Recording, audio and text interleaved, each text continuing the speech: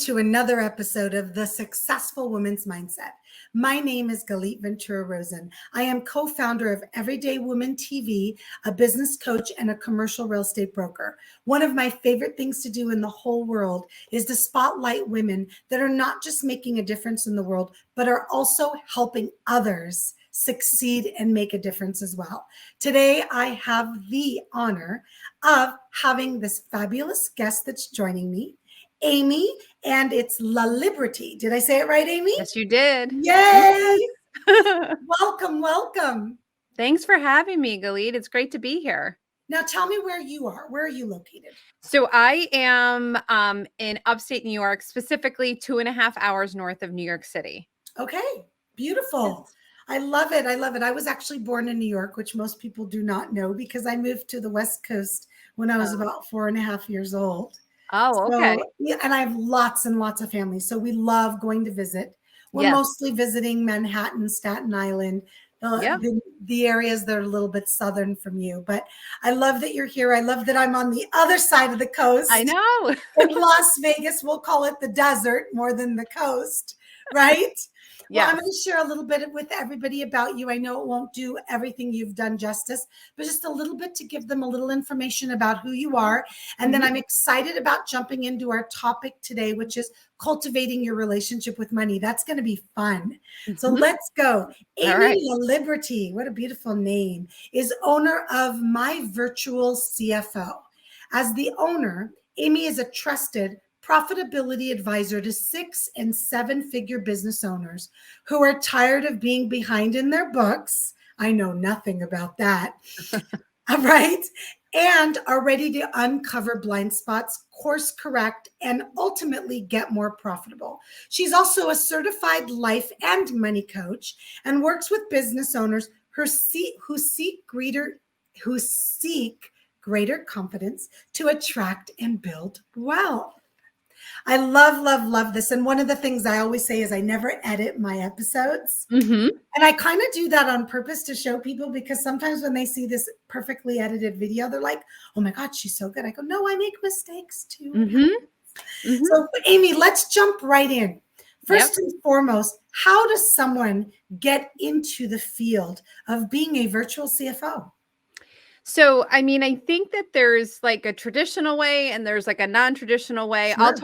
I'm more of the non-traditional path, but the traditional way could very well be that you're someone who's gotten an accounting degree, maybe also went so far to get a CPA certification, and you like decide that you are going to like be sit in the financial chair and be like the head of like all things finance for businesses of many sizes. The way that I became a virtual CFO was I spent the first 20 years of my career helping organizations build out major philanthropic, transformational experiences and elevate the complete and total experience for numerous colleges and universities. And so in that time, I learned how to do all the different components of it with like the strategy, the forecasting, the financial stuff, the frontline fundraising, like all of those pieces of it.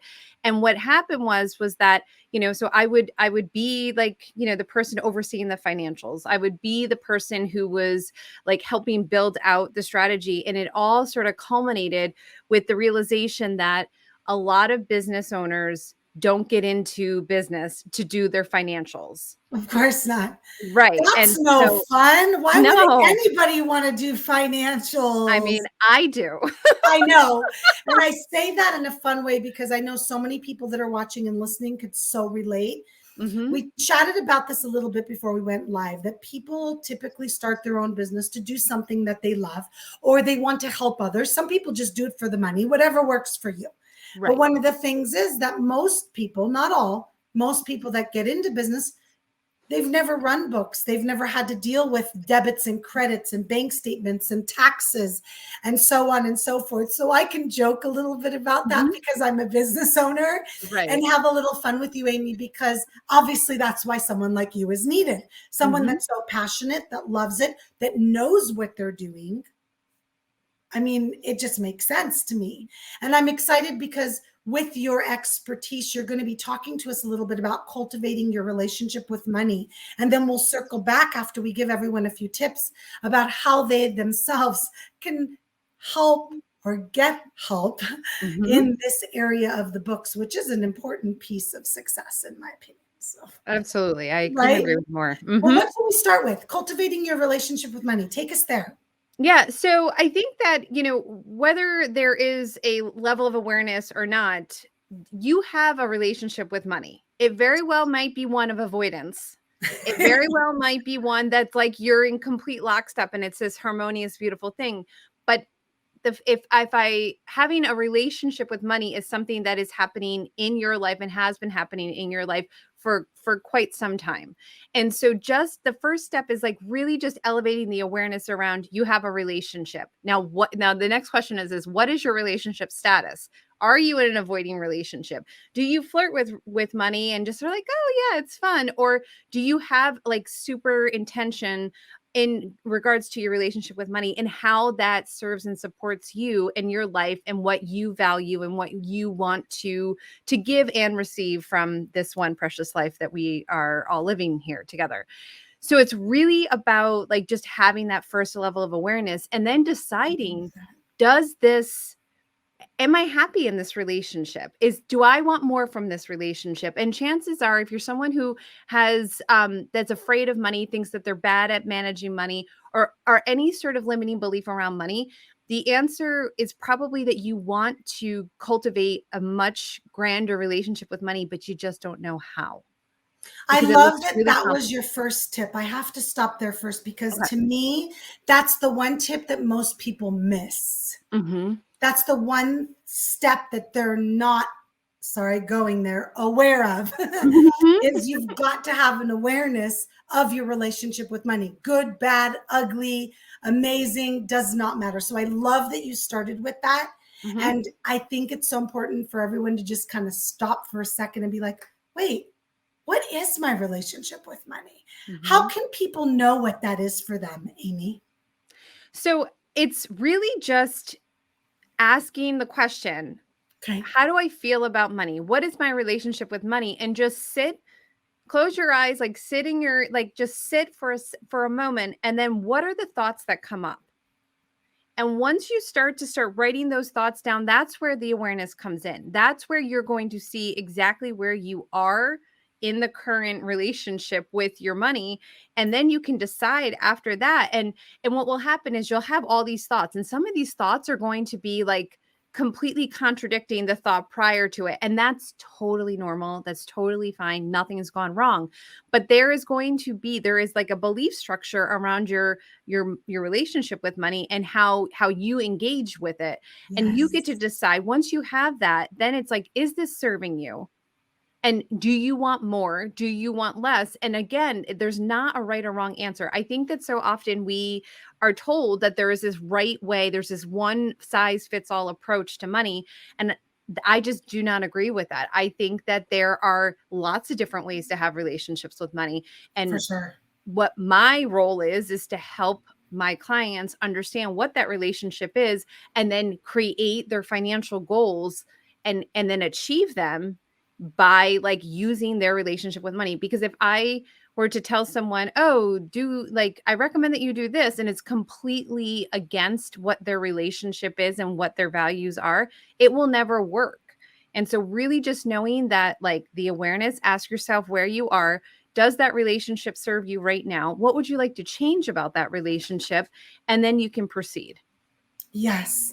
All right. So what do we do now? We know what our relationship with money is, good, bad, and ugly, whatever it might be.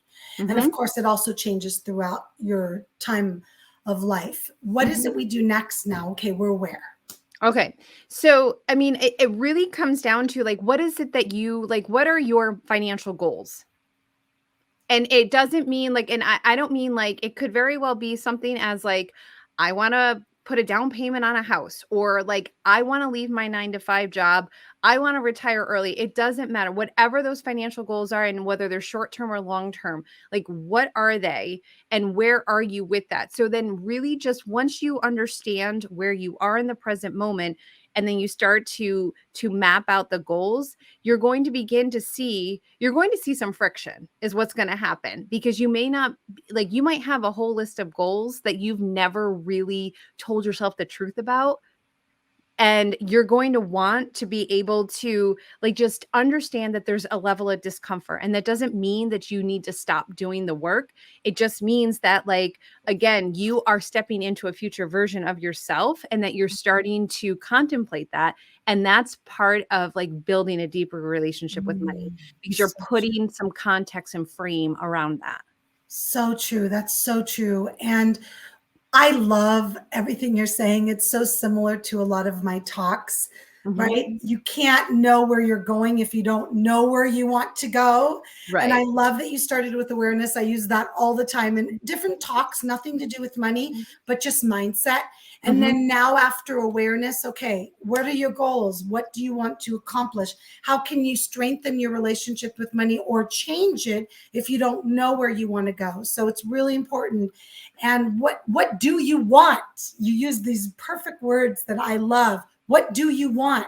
I love when Mhm. people call me, Aimee, you probably get this all the time, but related to money, where they're like, I want to be successful. Great. What does that mean? Right, right, What right. do you want? You can't just say, I want to be successful if you don't have something behind it. You can't just say, I mean, you can, you're just not going to get anywhere.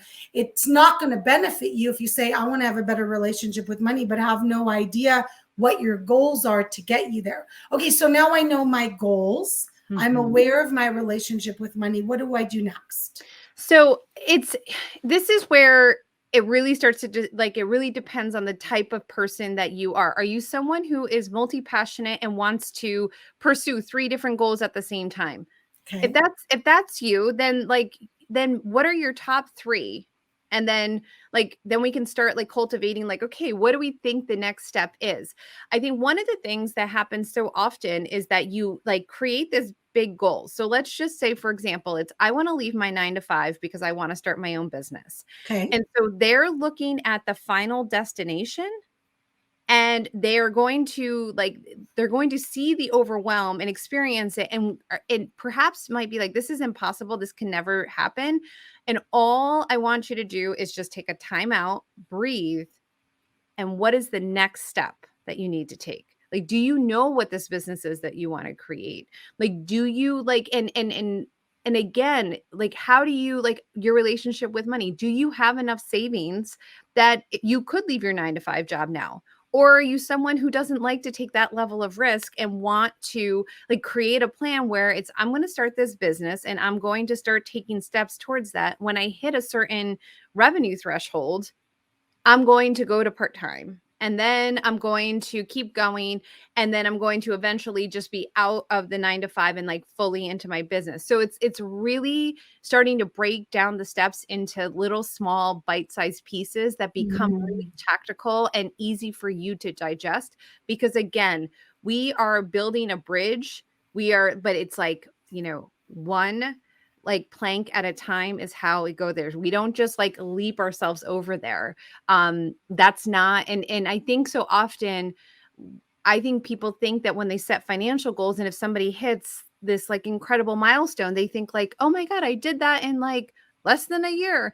And I think that there's so much that happened prior to the year in which they executed that got them to that moment. There's always, like, reps and practices that are happening beforehand that you'll never see. For And sure. I think the other part too is that we come into this relationship with money, as adults, from different walks of life. We have different sorts of, like, relationships in terms of, like, did our family talk about money?